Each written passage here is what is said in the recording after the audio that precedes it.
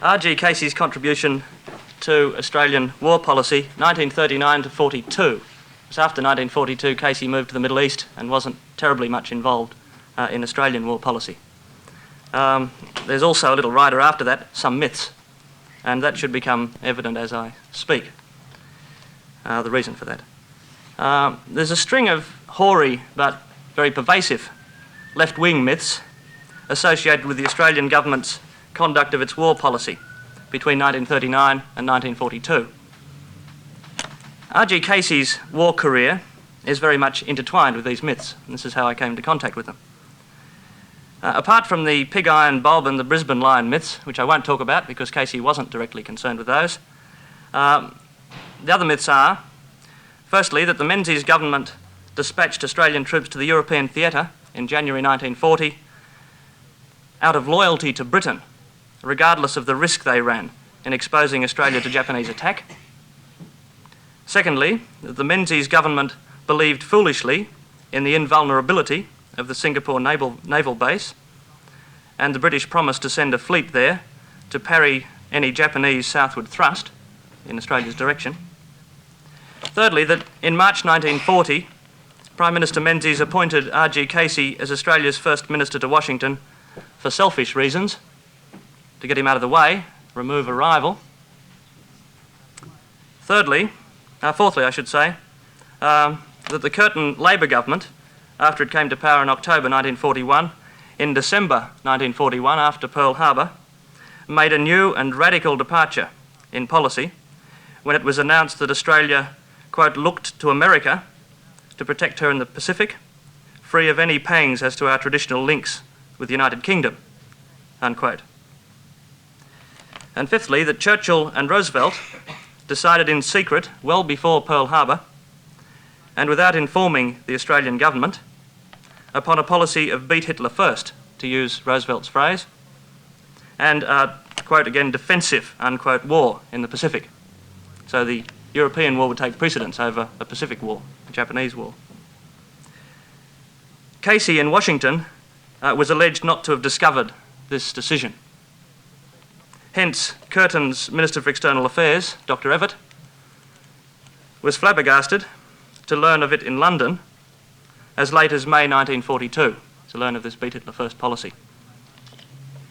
In general, all of these myths portray the Conservative Menzies government as putting British interests before Australian interests, fighting among themselves and failing to woo the United States as a potential ally. Most myths have a basis in reality. These ones, except for one of them, which I'll talk about a little, have very little and are almost totally misleading. Now, this has only become obvious in the last few years as the Australian war record has become, the Australian war papers have become available for historians to study. It's my purpose in this talk to review some of my much more detailed work on the career of Richard Gardiner Casey as an imperial politician and diplomat in the years 1939 to 1942, and in so doing to overturn and modify some of these myths. Casey's contribution to Australian war policy was crucial. He served first as Minister for Supply, and going to London from October to December 1939 was given the task of assessing Australia's supply role in the war, not only in raw materials, munitions and weaponry, but also, and this is more important, the vital question of whether Australian troops should go to the Western Front, as it was still called at that stage. In March 1940, after this mission, Casey arrived in Washington as Australia's first minister there, our first ambassador, although he's called minister, to help persuade the American government not only to assist Britain in Europe as much as possible, but also to check potential Japanese aggression in the Pacific Ocean. In March 1942, after the outbreak of the Pacific War, Casey left Washington to become British Minister Resident in the Middle East, and incidentally the only Australian to serve as a member of the British War Cabinet in his own right. Now, before I investigate Casey's contribution as a diplomat and politician in the war years, I'll just give you a little bit of background about him to put you into the Casey picture. Casey was born in 1890 in Brisbane, the son of Richard Gardiner Casey Sr., as the Americans would call him, who owned pastoral properties in Victoria and Western Queensland, and I've just learnt in New South Wales as well, near Broken Hill, and had substantial interests in Mount Morgan mines. He was also, for a brief period, a Queensland MLA. After an education at Melbourne Grammar, Casey attended Melbourne University for 1 year and then Cambridge University next, taking an engineering degree. He graduated in 1913 and spent a year or so in the family businesses, mostly as an engineer, before enlisting in the AIF in September 1914. So he's one of the first people to enlist for the First World War. He made a mark as an assistant to General Bridges at Anzac, won a DSO in France in 1917, and rose to the rank of General Staff Officer. The First World War gave him a taste for public service and diplomacy, which he had for the rest of his life. And in 1924, after working for the family companies again for 3 or 4 years, he competed for, it's important to note that he competed for it, he wasn't given it, competed for and won the new and coveted position as Prime Minister Stanley Melbourne Bruce's eyes and ears in Whitehall. The eyes and ears phrase is Bruce's phrase. The Australian Liaison Officer in London was the official title, where Casey served from 1924 until 1931. Here he became familiar with the Singapore strategy, the idea that Australia could be defended by a British naval force which would be sent to Singapore, and the blue water thinking of the Committee of Imperial Defence, that large battleships were more important than aeroplanes in Australian defence and in defence in general. In 1931 he returned to Australia and entered federal politics as UAP member for Corio, Geelong. His promotion here was rapid. He became Assistant Treasurer in 1933, assistant to Lyons, the Prime Minister, so he's virtually Treasurer in his own right. He became Treasurer in his own right in December 1935, which post he held till 1939, when on the outbreak of war he became Minister for Supply and Development, Minister responsible for getting the war effort together, in other words. He was Lyons' favourite for Prime Minister succeeding Lyons. But in April 1939, Casey stepped aside publicly to advocate Bruce's return. Bruce had been in London for some years as High Commissioner, to advocate Bruce's return to head the government in Australia. Menzies was able to exploit this step back on Casey's part and win the leadership, much to the disapproval of Earl Page, the leader of the Country Party, and some other members of the Country Party who very much favoured Casey. Casey was to covet the UAP leadership and the Prime Ministership, at least for the next 3 years. Casey's gifts were that he was a good listener, a loyal assistant, well-travelled and read, and an officer and a gentleman in the best senses of those words. His critics accused him of vanity, a lack of personal political determination, which came perhaps from his rise to the top via cultivating patrons, rather than engaging deeply in the hurly-burly of politics. And sometimes he was accused of a narrowness of vision, which came from a desire to carry out orders well, rather than to initiate new policy. He was a good staff officer and diplomat, rather than a policy maker.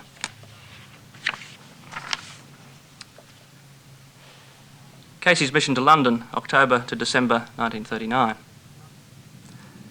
Although Britain's declaration of war on Germany in September 1939 put Australia automatically at war too, as every schoolboy knows, it took until the early months of 1940 to settle the details of Australia's actual participation in the distant European war. It was in January 1940 that Australian troops were first sent to Europe. The main reason for this long delay was not organisational, as some people might think, but rather it rested upon a strategic dilemma. The much vaunted Singapore naval base was completed in 1938, but Britain had no spare capital ships, no spare battleships, to station there. The problem was that she needed all her strength to counter potential threats in the Atlantic and in the Mediterranean. this assuming that the USA was neutral, which at that stage she was, and that Russia and Italy were possible enemies. At a pinch, Britain might have spared a small force of, say, 4 capital ships, but these would only be dispatched to Singapore if there was a real need. And this would take at least 90 days, 3 months to get there. A lot of things could happen in a modern war in 90 days. Japan, the likely enemy, had 9 capital ships, 9 against 4, and an overwhelming air superiority. Japan, too, was waging a war in China and was threatening British interests in the Far East in general. Given this situation, the Australian government was very reluctant to send forces further west than Singapore without guarantees about Japanese friendliness and British capital ships for Singapore.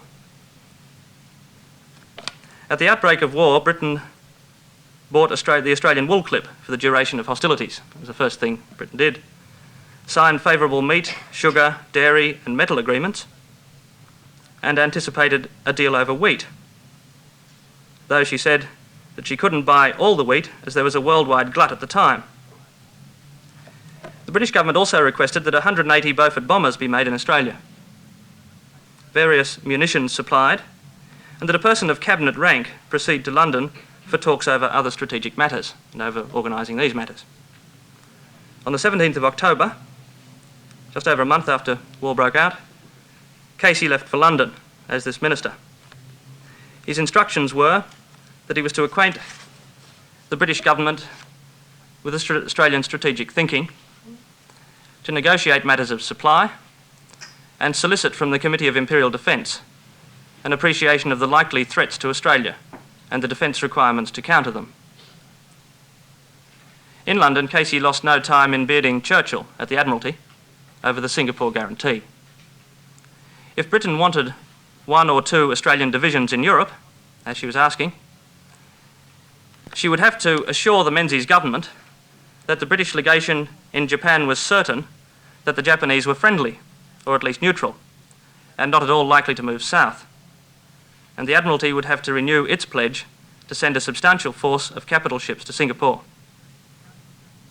Before Casey received a reply from Churchill, he learnt from the Committee of Imperial Defence that the Germans had a possible 160 divisions massed along the French and Belgian borders, with only 114 divisions of the French army and 5 British divisions to counter them. So the Germans had a vast numerical superiority on the Western Front. Australia's division, therefore, would be more than useful. After 2 weeks of badgering the British authorities,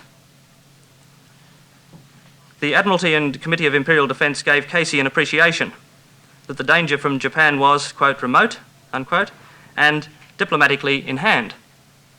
And further, that if the Japanese moved south, the British fleet would abandon the Mediterranean and proceed, quote, to relief of Singapore and Australia, unquote. On the 23rd of November, after receiving this information, Casey cabled to Menzies, Prime Minister, quote, I believe the greatest menace to Australia is the possibility of Britain being beaten in Europe. I think the British government's statements regarding ensuring the safety of Australia and of Singapore are satisfactory. The wisest conclusion is to send special division at the earliest. Casey's logic, then, was that regardless of all else, the Pacific situation for Australia depended upon the survival of Britain and the British fleet. Thus, by defending Britain, fighting in Europe, the Australian division and successive Australian divisions would be indirectly defending Australia. Australia couldn't defend itself without British battleship help. The Australian government, however, still tarried a little. Menzies was suspicious that Britain could find ships to transport Australian troops, but not to transport Australian wheat to Europe. But this problem was sorted out, and the decision was made to dispatch 1 division, the 6th Division, in January. The other 5 divisions, of course, were First World War divisions. The 6th Division was, in fact, the first one raised in the Second World War. The 6th Division in January 1940 to the Middle East, after training in the Middle East, it was to proceed to Europe. Of course, by the time they had been trained, there was no European theatre for them to proceed to. The 7th Division, which was also being raised, would still be earmarked for the time being for Australian defence. So the Menzies government decided to keep some troops in Australia. The first myths, then, that Australian troops were sent off out of loyalty, regardless of threats to Australia, and that the Singapore promise was swallowed without question, are nonsense. Casey and Menzies appraised the situation as best they could,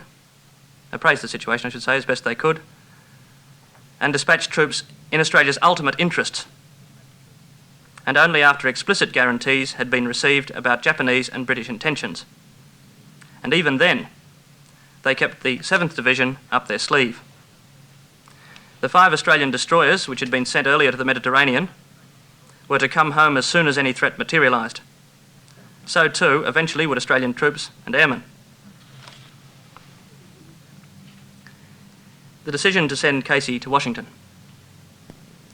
It's often been said that Menzies appointed Casey as the first Australian minister to Washington in February 1940 in order to remove a possible rival from the domestic political stage. It's said over and over again by various Australian journalists. In later life, Menzies was much irked by this story. In a very candid interview with the Sydney journalist David McNicol, the interview was recorded in 1975, not published until 1979 after Menzies' death. Menzies recounted the tale in this way. Quote, "If ever a man had his tongue hanging out to be sent to America, it was Casey. But Casey, of course, is a very selfish fellow. I have no respect for Dick." Casey's friends all called him Dick. "None whatever. When I was leaving England in 41, having been there and having seen a lot of Winston," Churchill, of course, "I went to say goodbye to him, and he said, 'Why did you get rid of Casey? Was it because you, like the Turk, want no brother near the throne?'" Now, I don't think Menzies actually said this next bit, but this is what he told McNicol. He wouldn't have said it this way to Winston Churchill. "I said, 'Sorry, Winston, pull yourself together. If ever a man wanted this post, it was Casey.'" I don't think he said that, but he said something that meant something like that. He went on to say that Casey had planted this false Turkish notion in Churchill's head. Menzies' account here is extremely misleading. While on his mission in London, in late 1939, Casey had discussed the Washington post with Bruce, the Australian High Commissioner there, and Casey's patron in the 1920s and close confidant. Now, Menzies had first offered the Washington post to Bruce. After Bruce had refused, Menzies had then thought of Casey as an alternative. Casey's explanation of his position with respect to the post, given privately and confidentially to Bruce in London at this time, is very interesting. He said he, quote, "was by no means decided in his own mind that he would go to America, as his departure from the political arena would leave no alternative if the Prime Minister Menzies came to grief," unquote. Casey, therefore, did aspire to the throne. But was Menzies in trouble at this stage and anxious to remove Casey? Was it possible for Casey to get the throne, in other words, at this time? A few days before Casey's talk with Bruce, Casey had received the following troubled cable from his Prime Minister. Quote, "We have some newspaper critics, notably Murdoch," things haven't changed, "while Page and Cameron, both of the Country Party," this is Archie Cameron, the South Australian Cameron, "are conducting a specially poisonous public campaign. Result is, I may be challenged when the House meets on November 15. Unquote. Menzies depended for his majority at this stage on Country Party support. Casey was the Country Party's preferred UAP leader.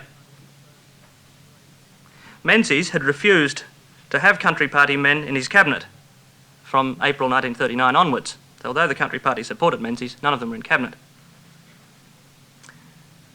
Next day, Menzies pressed Casey further in another cable. Quote, "We are in grave difficulties in the House.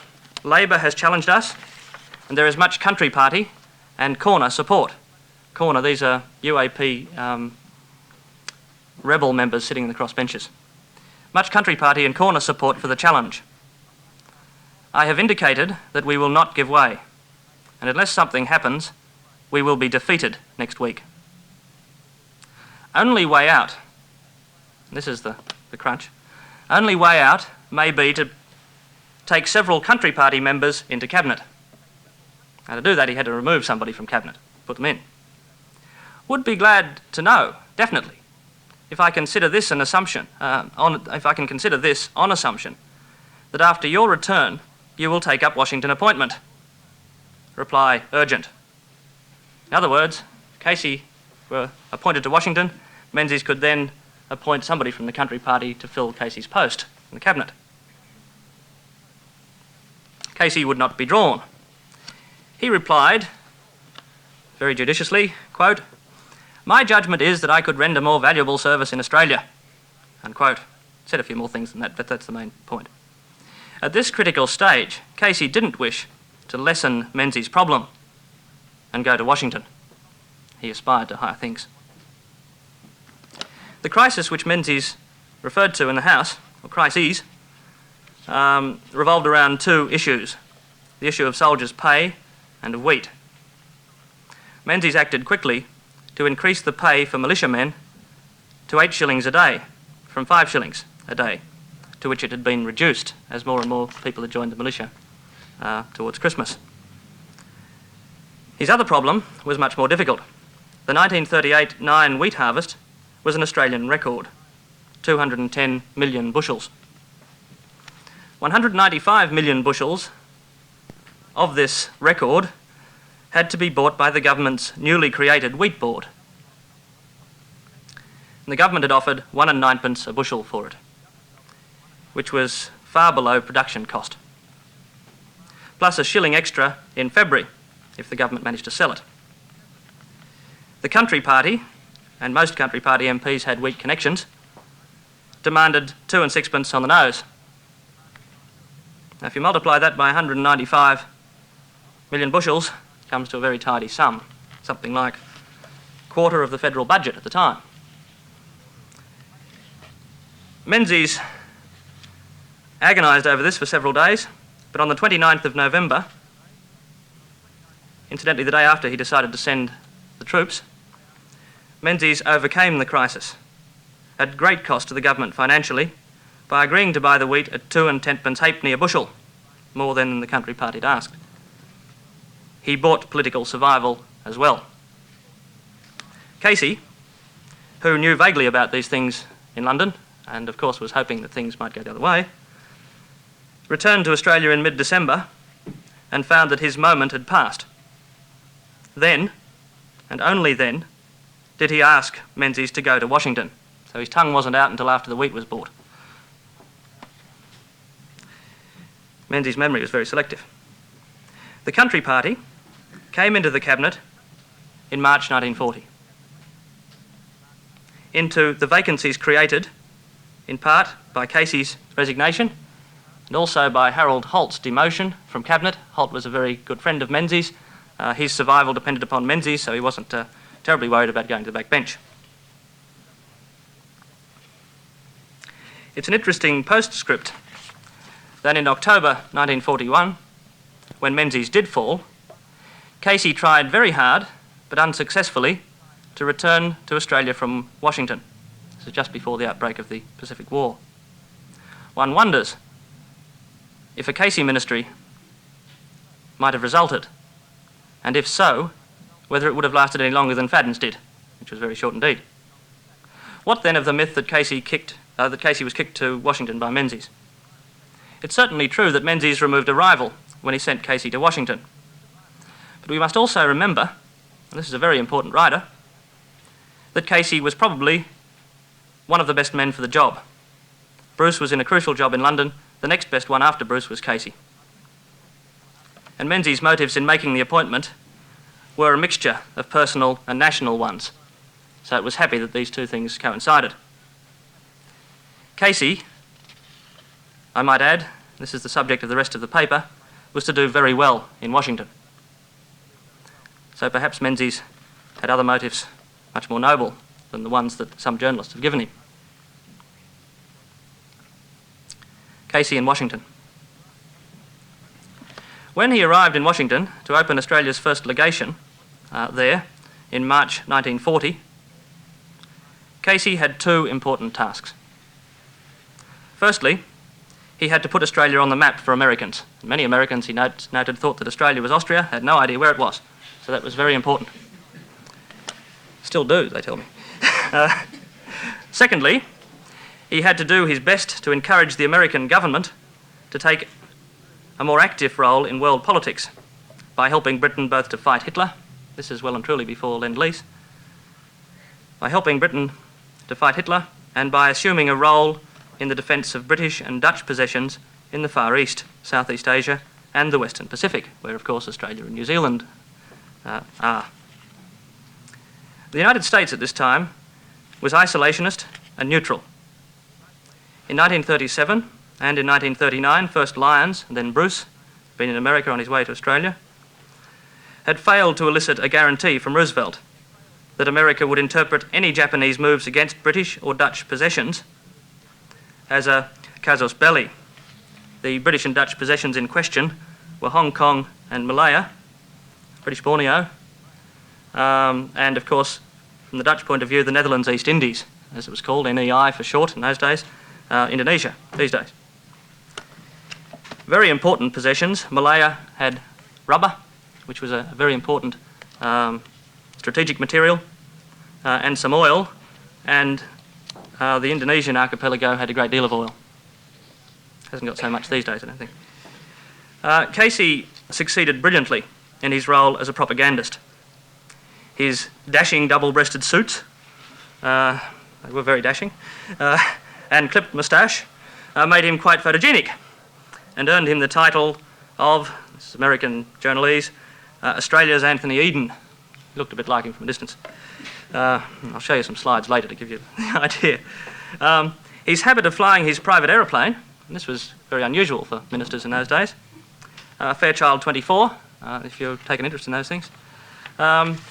His habit of flying his private aeroplane to engagements across the country brought him another title, the Flying Diplomat. Incidentally, his wife also flew, which also was a very unusual thing in those days. He gave tens of speeches right across the United States, all with the message, which was a reasonable one, that Australians were freedom-loving, pioneering folk like the Americans, deserving of help. His other task was much more difficult. Roosevelt was coming up for re-election in November 1940. American presidential elections, of course, always in November. This one, 40 years ago, a couple of weeks ago. So Roosevelt, November 1940, Reagan, November 1980. Roosevelt was coming up for re-election in November 1940, and he was determined to preserve his neutral stance, at least until after the election. Hence, in July 1940, at the height of the Battle of Britain, Britain and Australia were forced to appease the Japanese, who'd been were fighting in China, by closing the Burma Road. Burma Road, you might remember, was the main supply route from Burma across to Chiang Kai-shek's nationalist Chinese forces fighting against the Japanese. British Empire was forced to close the Burma Road for 3 months because the Americans wouldn't support them in any stronger action, worried about the election. The situation darkened further in September 1940 when the Japanese, Germans and Italians signed the Tripartite Non-Aggression Pact. The Japanese went fully into the Axis camp in September 1940. But there are other more heartening developments as well. In July 1940, the Americans placed a restriction on the export of strategic materials to Japan. Oil at this stage wasn't classified as a strategic material, interestingly enough, and that was what their major export was. It's mostly iron they were interested in. In September, the United States offered Britain 50 destroyers in exchange for naval bases in the West Indies. This was explained as a defensive move on America's part, not an effort to take part in the war. Of course, it was both. And in February 1941, after the election, Lend-Lease started. We know now that there were other exciting developments at this stage too. In August 1940, the brilliant American codebreaker, William Friedman, cracked the supposedly unbreakable Japanese diplomatic and naval codes. Codes red and purple, or magic, as the Americans so aptly call the information that they got from them. This happened independently of a British success in cracking the German uncrackable code, Enigma. Enigma code, codenamed by the British Ultra. And if you've been watching recently Professor Jones's series, The Secret War, there's a little bit about that there. Nothing about the American efforts to do the same thing, which happened earlier and were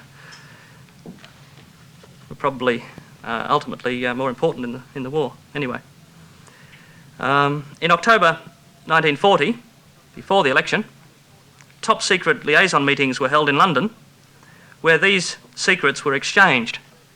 So the two code-breaking units got together and exchanged their information. So, after this exchange, if the Japanese decided to strike south in the Pacific, these cipher breakthroughs would give the British and Americans, who were both listening in, an excellent idea of when it was to be. This is if the Japanese used their cipher machines to talk about it. In the event they didn't do it as much as we would have liked.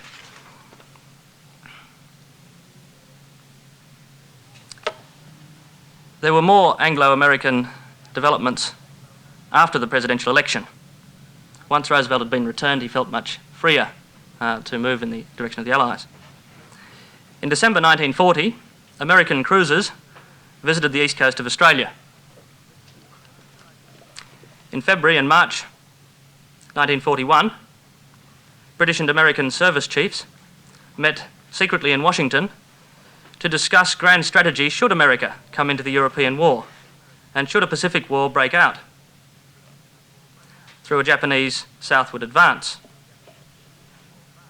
At these talks, at which we now know Australia had observers, for a long time it was thought we didn't, it was decided that a beat Hitler first strategy would be adopted and a holding war fought in the Pacific. Hong Kong was written off as indefensible, but it was hoped to hold Singapore and the Philippines.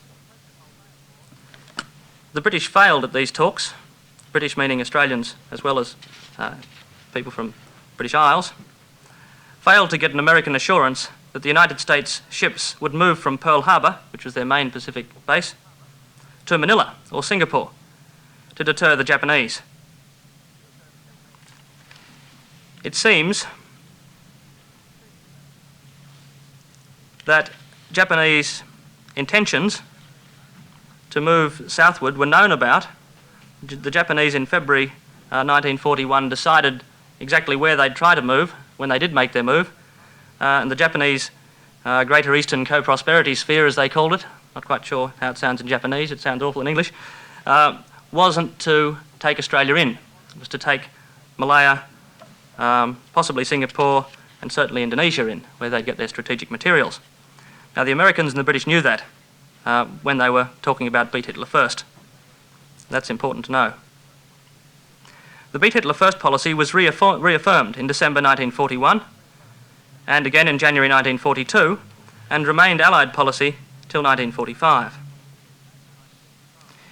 In May 1942, Dr. Everett denied knowledge of beat Hitler first and implied that, quote, the swine, unquote, Casey, as he called him, Everett was quite a volatile character, hadn't discovered it.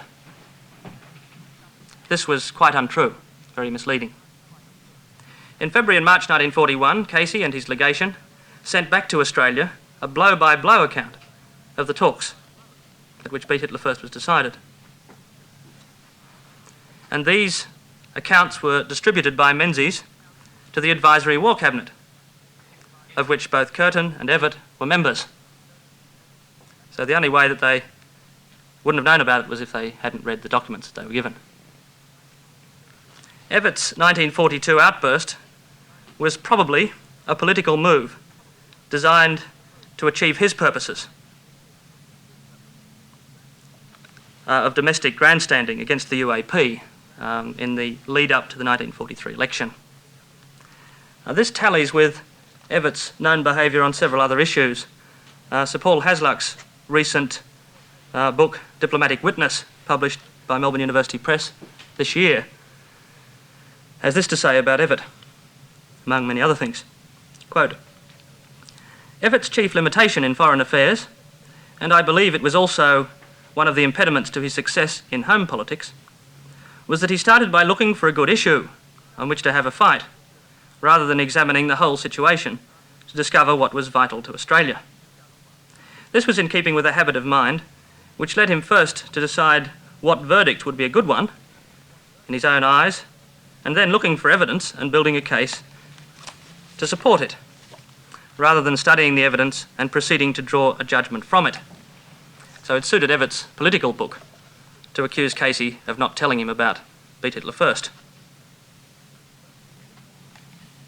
Evatt also seems to have been thinking at the time that by complaining about this, he would induce Britain and the USA into earmarking more supplies for the Pacific Theatre. He was wrong in making that assumption. As 1941 went on, I'm going back now to February 1941, contrary to Curtin's later claim that Australia was, quote, only a pawn in the game, unquote, the British and United States kept Casey, and through him the Commonwealth Government, fully informed of all developments.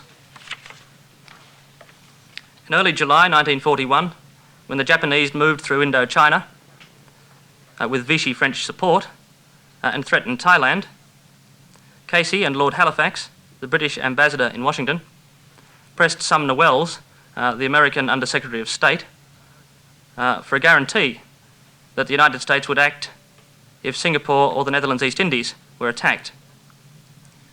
Welles, at this stage, revealed a chink in the armour of American neutrality, or bigger chink, I should say. If Japan moves into Thailand, he said, quote, sooner or later, the Japanese government would find themselves at war with America, unquote. Prior to this, the British and Americans decided to freeze all Japanese assets in their countries and virtually cease all trade. So the oil from America was stopped in July 1941. 80% of the Japanese oil needed to fight in China came from America at this stage. So you can imagine what sort of effect it had. In his monumental book, The Government and the People, Volume 1, 1939 to 41, Hasluck accuses Casey and Evatt, who became Minister for External Affairs in the new Labor government in October 1941, of, quote, irrelevant, unquote, diplomacy in November and December 1941, because they were still seeking American guarantees against Japan and trying to act as intermediaries in negotiations between Japan and the United States, when the United States well knew from their code-breaking activities that Japanese troops were already on the move for strikes southwards on or about the 7th of December. They knew that from about a month before.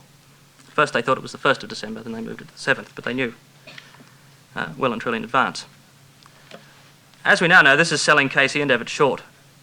In fact, Casey and Evatt knew from magic deciphers in early November exactly what the Americans knew, that the Japanese negotiators had a deadline of the 1st and later the 7th of December to conclude their talks. Casey's move in early December to reopen negotiations with Japan as an intermediary wasn't designed to appease the Japanese at all. The real motive for the move was to provoke the Americans into giving a much more explicit guarantee of British and Dutch territory south of Thailand, and that was the reason for it. It's significant that Roosevelt did so the next day, 4 days before Pearl Harbor. Australia's diplomacy then wasn't irrelevant. It was very much a supporting diplomacy for the British at the time and known to be such. It wasn't carried out in the dark at all. In a similar way, Labor Prime Minister John Curtin's famous Australia looks to America message, which it's now doubtful that he wrote at all, but anyway, of the 27th of December 1941, was not a signal for a large-scale shift in Australian diplomacy, as is often supposed. Casey's whole mission in America, as indeed that of Lords Halifax and Lothian — Lothian was Halifax's predecessor as British ambassador — had been based on a, quote, look to America, unquote, since 1939. The British had been asking for American support and doing very well early in 1941. Roosevelt's guarantee of the 3rd of December 1941 marked the culmination of that policy. Curtin's statement, coming as it did after several years of this sort of diplomacy, angered Roosevelt and Churchill and embarrassed Casey, as did Everett's rude behaviour towards Casey in March 1942, when Everett, on his first visit to the United States, publicly ignored Casey while he visited Washington. The Labor statement was a counterproductive one. For Roosevelt, negotiations with Australia were intimately related to those with Britain. The source of the Labor government's rudeness stemmed, I think, from the shock they suffered, as everybody did, at the sinking of the British battleships Prince of Wales and Repulse on the 10th of December 1941 by Japanese air attack. This was the fleet to Singapore. The fleet to Singapore was on the bottom of the South China Sea within 3 days of the Pacific War's outbreak. But was this Churchill or Menzies or Casey or Bruce's fault? It's now evident from recent studies. Martin Middlebrook and Patrick Marnie have written an excellent book recently called Battleship about this incident. It's now evident that the British Admiral, Sir Tom Phillips, Tom Thumb Phillips he was called, not because of lack of intellect but inches, Sir Tom Phillips, who was in charge of Force Z, which the fleet to Singapore was called, had failed to call upon air cover early enough. Indeed, he himself didn't call upon it at all. The captain of the Repulse did. Had he done so, the incident may well have resulted in a very different state of affairs in the Malay area. It's also now known that the British aircraft carrier Indomitable was earmarked for this campaign. Unfortunately, the aircraft carrier ran aground in the West Indies on the way to Singapore. This couldn't be admitted at the time, but it made quite a difference. The Indomitable carried, I think, 14 Hurricanes. They'd have made absolute mincemeat of the Japanese bombers, which were sent without fighter screen. As indeed would the Australian Brewster Buffalo fighters, which were on the ground in Singapore when the fateful incident happened, because Tom Phillips, who was a naval man and a blue water man through and through, refused to call for them in time. The fleet to Singapore strategy, then, would probably have worked if Phillips had behaved differently. And it's not the captain of the Repulse, who may well have been in control, almost was, would probably have called for them earlier if he'd had his own way. Casey, Bruce and the British government's diplomacy in the USA in 1941 before Pearl Harbor ensured that the Americans interpreted Curtin's and Everett's outburst against a reasonably friendly background. Hindsight can be uncharitable, but in the circumstances of December 1941, perhaps excusable. In March 1942, Casey decided to accept an invitation from Churchill to resign his Washington post and become British Minister resident in the Middle East. His decision was conditioned by 3 things. The first, and most important, was a conviction that his mission in Washington was complete, now that the USA was in both wars. The second was a desire to get closer to a front where active fighting was taking place. Now, briefly, in conclusion, political myths seem to die very hard, caused perhaps by one-eyed hindsight, conditioned by a need to find scapegoats for the Singapore and Pearl Harbor tragedies, or by a cynical political opportunism in 1942 and 1943 on Labor leaders' behalf, the views that the Menzies government and its emissary and diplomat, RG Casey, committed Australian troops to Europe in early 1941 thoughtlessly, believed in the Singapore strategy foolishly, that Menzies appointed Casey to Washington from selfish motives alone, and that Casey failed to report the Beat Hitler First policy, and that Curtin's Look to America speech in December 1941, wasn't a speech, sorry, article in December 1941, was a radical departure, are all false. Although the one about Casey being kicked to Washington is at least half true. It may not accord with our national persecution complex to think of Casey, Menzies, Bruce and Churchill as acting sincerely in Australia's and Britain's mutual interests.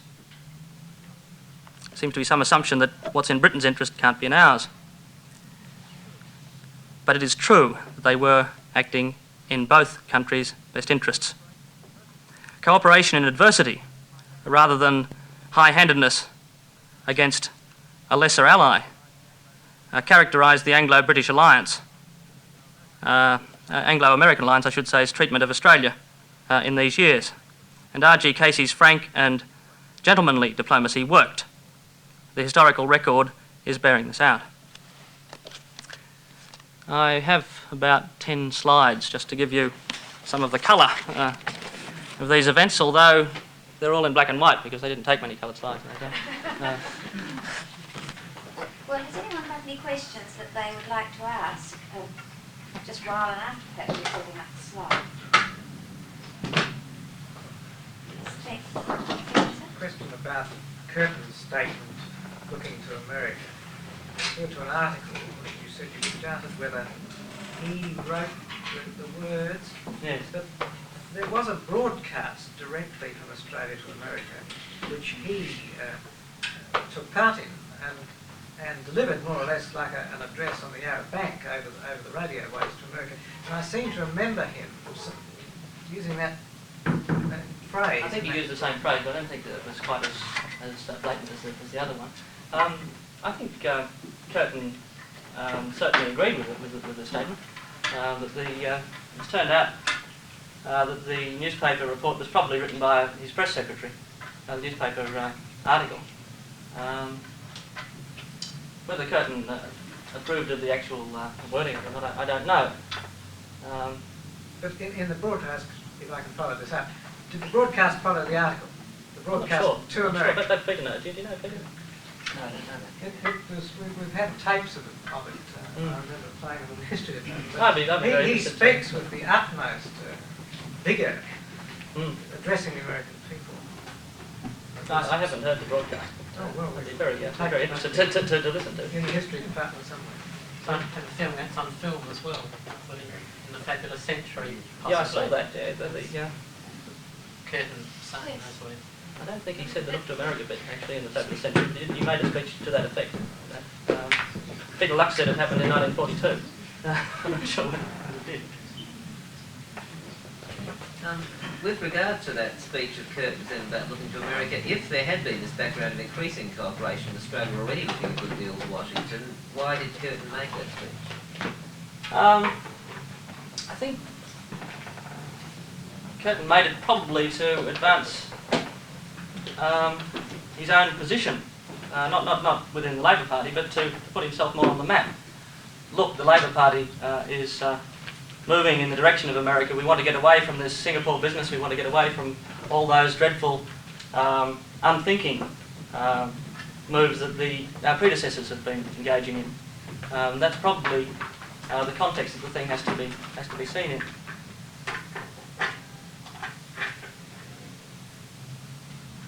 I remember This is just a very, poor reaction to the circumstances, which is possible given the heightened emotions at the time. I was just going to say, one of the themes of that broadcast was that Australia is ready to make the utmost sacrifices if America comes to it. We will have a scorched earth policy, we'll defend every inch. Oh, yeah. I think So the decision to the Americans to come to Australia was something that was totally approved of by the British government and had been British policy for some time, if they could talk the American language. So it wasn't anti-British at all. Can you have the lights on? Is that large enough? That's the first meeting of the Australian War Cabinet in September 1939 in Victoria Barracks. I think they were all told to clasp their hands on the desk. Menzies, being Prime Minister, didn't. From left to right, that's Senator George Macleay, South Australian, of course. Gullett, next one. Macleay was Minister for Commerce. Sir Henry Gullett, killed tragically, of course, in an air crash sometime later. The Minister for External Affairs. Anthony Eden Casey in the corner, very debonair. I'm told that he's double-breasted. Notice he's smoking. Casey seemed to smoke quite a bit. There. Menzies, of course. Street, the next one. Minister for Defence, of course, father of our Street. And Sir Frederick, or later Sir Frederick, Mr. Frederick Shedden, next, who was the Cabinet Secretary, War Cabinet Secretary and permanent head of the Defence Ministry. Very much an Iron Man through the war and coming out more and more so, as the records reveal. Now that's in Victoria Barracks, Melbourne. The next one, please. That's a candid shot of Menzies taken about November 1939, which is some idea of Menzies in middle age. Menzies very worried. Menzies was nowhere near as certain of himself in November 1939 as he became later on, of course, during the Menzies decades. Next one, please. That's on November the 25th, 1941. The four supplicant Pacific powers waiting to see the American Secretary of State during the crucial negotiations with the Japanese before Pearl Harbor. From the left to the right, you can see the Dutch Minister, Dr. Loudon. I'm not sure how it's pronounced, but something like that. Next one, Lord Halifax, the British Ambassador. Then the Chinese, national Chinese delegate, who of course was very worried about Japanese moves in his part of the world. Dr. Hu Shi, I think his name was. And then Casey. Even wore the same sort of suit as Halifax. In that case, I think single-breasted. Very photogenic. Next one, please. That's a photograph taken in the Middle East in 1942. It's the only photograph I could find of Casey speaking with Cordell Hull, who was the American Secretary of State right through, I think, Roosevelt's administrations through the 30s and into the 40s. Very upright man. Saw international relations as very much moral issues. The Japanese were told to stop, they ought to stop, that sort of thing. But there was a male fist as well, as the Japanese later found. Casey got on very well with Hull because he called a spade, and Hull liked him for that.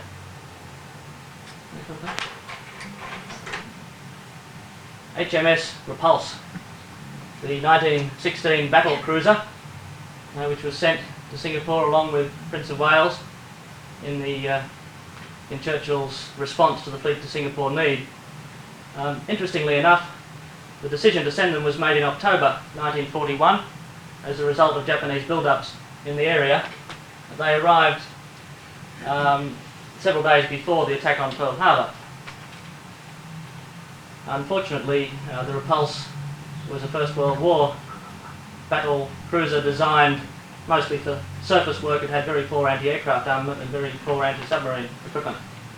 When the Japanese attacked it, she went down in once the first torpedoes were fired in 3 minutes. It's dreadful. Next one, please.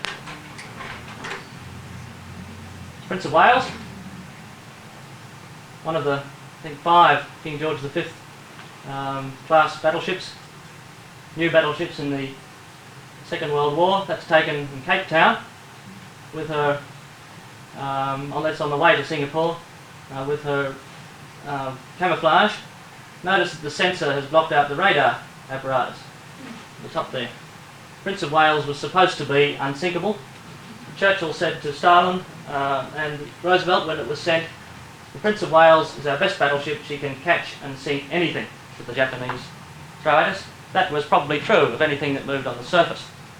It wasn't true of torpedo attack, although it was very well equipped to resist torpedoes attack as well, except in one place, which I'll tell you about next slide too.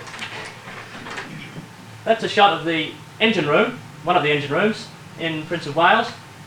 Prince of Wales was designed in such a way that the engine rooms were right in the heart of the battleship. For fairly obvious reasons, the engine rooms had to be protected. The one part of the ship which wasn't well protected was where the 4 screws came out stern of the ship, and because the engines had to be right in the middle of the ship, there was a gangway all the way through the ship, some 300 and odd feet, I think, to the engine room, to this particular engine room. What happened was that a lucky Japanese torpedo hit the propeller, opened up the end of that passage, and the water quickly flooded right through the internal part of the ship. If it had hit anywhere else, then the Prince of Wales might well have survived to fight another day. It's very unfortunate.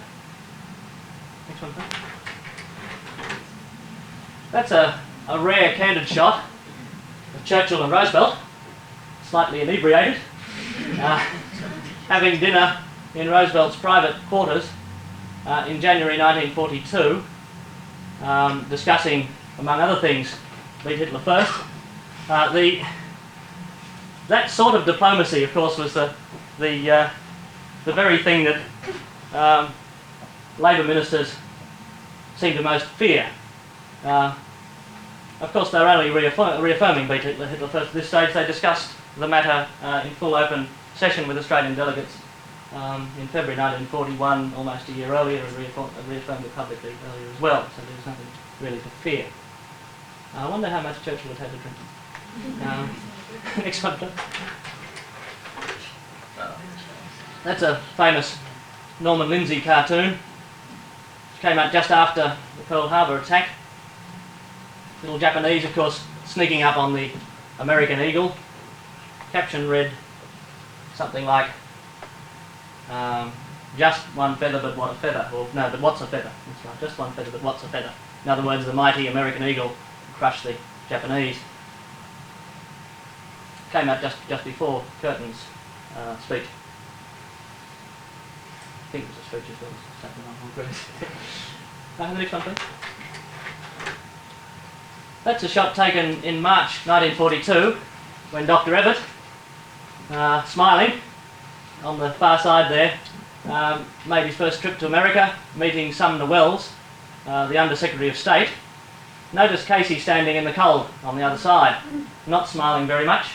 A couple of days later, Casey left America. Evatt hardly spoke to Casey while he was there. Went to see Roosevelt on several occasions without taking Casey along, which was a very strange thing for a visiting minister to do. It was protocol to take your minister along. A ridiculous thing when Casey was privy to all the major decisions beforehand. And that's the last one, I think. Thank you very much. I don't know if that spirited round of applause is for the photographs, the speech, or whether you don't want to ask any more questions, Carl, before... Oh, yes. Which paper was that cartoon? Bulletin. It's easier to find, though, in Hasluck's volume 1 of the war history, home war history. I'd like to thank you very much indeed for coming tonight and giving us that very interesting, in-depth study. You know, I sort of grew up during the war years in an impressionistic, unconscious way, and I sort of really couldn't have told anyone what had happened in each of the years. You know, I didn't realise. It's a terrible thing to say as a historian, isn't it? That the Battle of Britain was so early in the war. And I think perhaps other people here might be the same. They just don't know the detail of it because they were perhaps young at the time. It has been extremely interesting, and I do thank you for coming along tonight. And if you'd all just show your appreciation.